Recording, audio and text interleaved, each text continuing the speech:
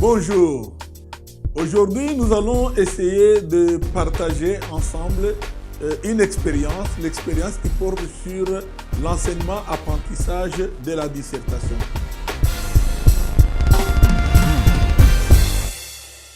Alors, comment on procède pour réussir une dissertation? Nous commençons avec notre première fiche méthode qui va porter sur l'analyse du sujet.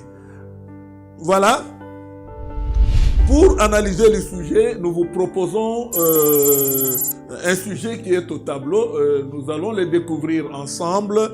L'école ne doit pas se substituer aux parents des élèves en matière d'éducation. C'est ça le sujet que nous proposons. Vous notez d'abord 1. Pour analyser les sujets, on commence par lire pour dégager les thèmes.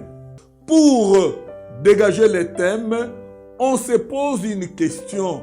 On doit toujours procéder par les questionnements. On pose cette question, de quoi parlent les sujets? En posant cette question, vous allez constater que la réponse, elle sera là. La réponse, c'est les sujets abordent l'éducation. Alors, à ce moment-là, nous retenons. Donc, le thème abordé dans les sujets, c'est l'éducation. La deuxième étape maintenant dans cette fiche méthode consiste à trouver, à identifier la tonalité, l'attitude. Vous savez, lorsqu'on parle, on adopte une certaine attitude, une certaine tonalité. Et cette attitude, on peut l'identifier dans la voix, on peut l'identifier dans l'écriture. Alors là, pour identifier l'attitude de l'auteur, on dit quel est le ton utilisé par l'auteur ou bien quelle est l'attitude de l'auteur. Alors, il faut savoir qu'il y a des attitudes possibles. La première attitude, l'auteur est engagé, c'est-à-dire à ce moment-là, il est subjectif, il traduit son jugement, sa pensée. Et là, on dit qu'il est subjectif ou bien il est engagé. Alors, quand on traduit son jugement ou bien son raisonnement, on peut être optimiste. Et là, on dit qu'il est positif dans les raisonnements. Tout comme on peut, le contraire, être pessimiste. La tonalité peut être aussi objective. C'est-à-dire que là, l'auteur est neutre. Il n'est pas engagé dans ce qu'il dit. Il dit des choses, il exprime son opinion avec beaucoup d'objectivité. Et là, on dit que l'auteur, la tonalité est neutre. L'auteur est objectif. Une fois qu'on a repéré l'attitude de l'auteur ou bien la tonalité, on passe à la troisième lecture. La troisième lecture consiste à repérer les mots-clés. Les mots-clés, qu'est-ce que c'est? Les mots-clés, ce sont des mots qui renferment plusieurs autres mots qui sont sous-entendus. Donc, un mot-clé peut renfermer plusieurs d'autres mots. Alors, ces mots sont sous-entendus. Ainsi, pour comprendre, pour saisir tous les différents sens des mots-clés, alors, l'unique possibilité, les conseils qu'on vous donne, c'est de recourir à un dictionnaire. Un dictionnaire, pourquoi? Parce que le dictionnaire, en temps de tâches à domicile, vous permet d'analyser les mots, les saisir en compréhension et en extension. Par exemple, pour notre sujet, l'école ne doit pas se substituer en termes aux parents en termes d'éducation. Nous avons des mots-clés qu'on peut repérer facilement. Le premier mot-clé, c'est l'école. Le deuxième mot-clé, c'est les parents. Troisième mot-clé, disons, les élèves. Et quand vous prenez ces trois mots-clés, parents, élèves, école, vous êtes dans le champ lexical de l'éducation. Donc là, vous êtes assuré que vous avez bien trouvé les mots-clés. Il faut bien les analyser maintenant Parce que ces mots-clés vont vous aider à trouver d'autres mots qui sont cachés. Comme nous venons de le dire, pour analyser les mots-clés, il est conseillé de recourir au dictionnaire pour saisir les différents sens des mots en compréhension et en extension. Alors, cela dit, quand on termine avec, on arrive au niveau de la troisième lecture, on a analysé les mots-clés, alors il est indispensable de reformuler maintenant les sujets. Pourquoi? Parce que la reformulation du sujet montre qu'on a bien compris ces sujets-là. Maintenant, il faut bien reformuler les sujets. Comme nous avons dit, pour reformuler ces sujets, il faut vous poser une question. Qu'est-ce que l'auteur veut dire dans ce sujet?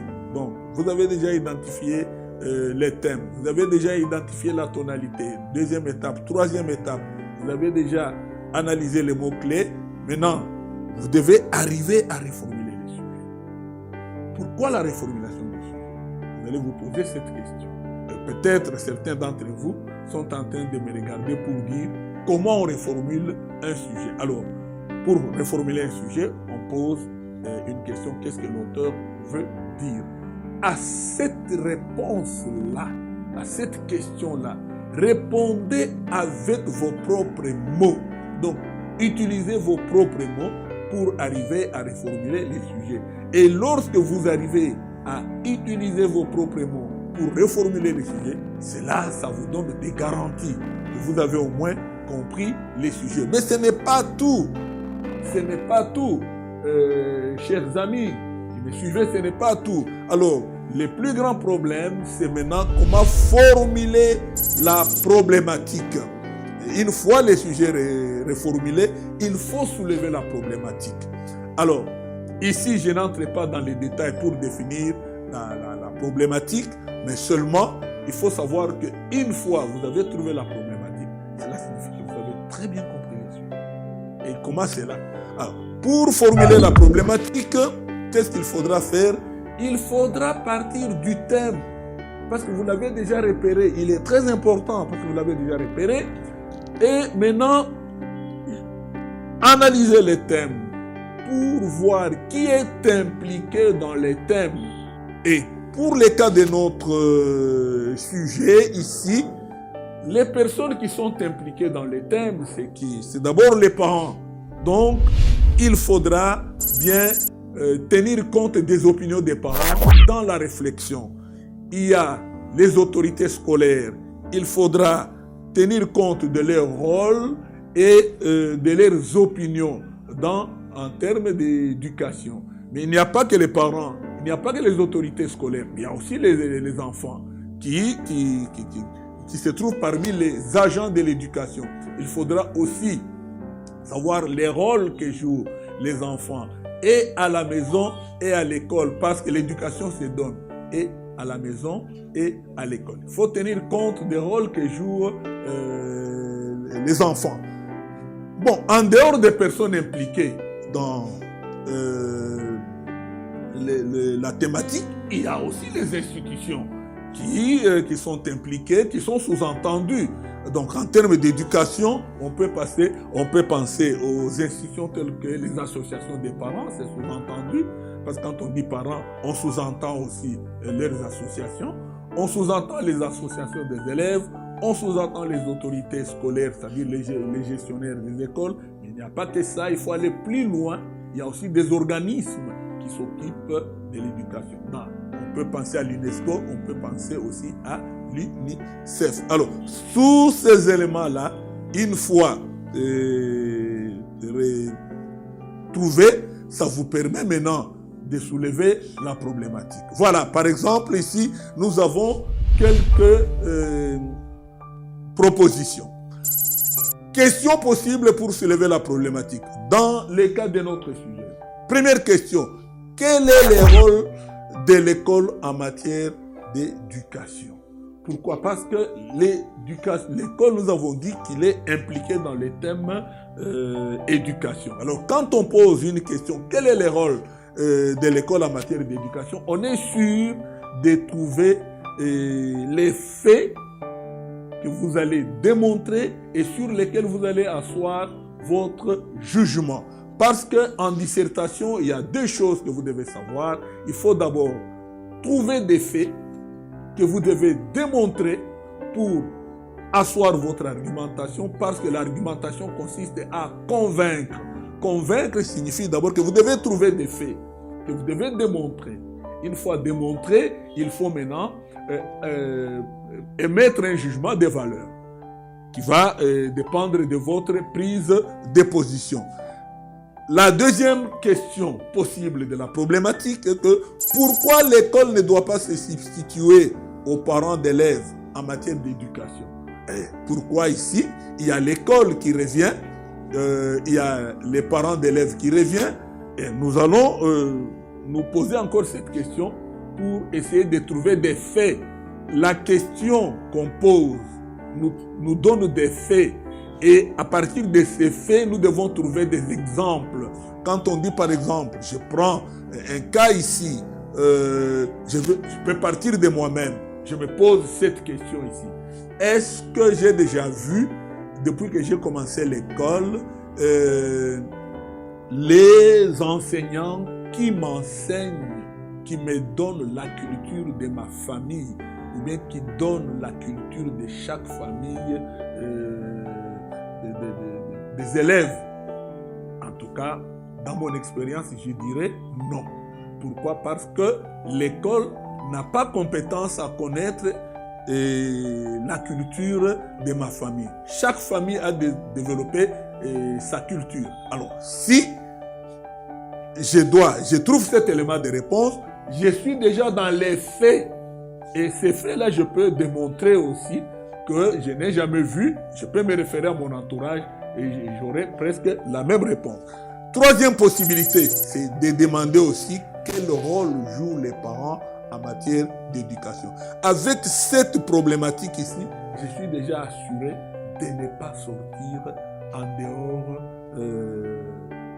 du sujet proposé. Je suis dans les thèmes et la problématique me rassure que je vais trouver les éléments. Alors, le reste, c'est quand nous allons maintenant passer à la deuxième étape. Alors, ici, pour terminer, chers téléspectateurs, il y a deux éléments à retenir. Lorsque vous terminez votre sujet, il y a deux éléments importants à retenir. Le premier élément, c'est le thème.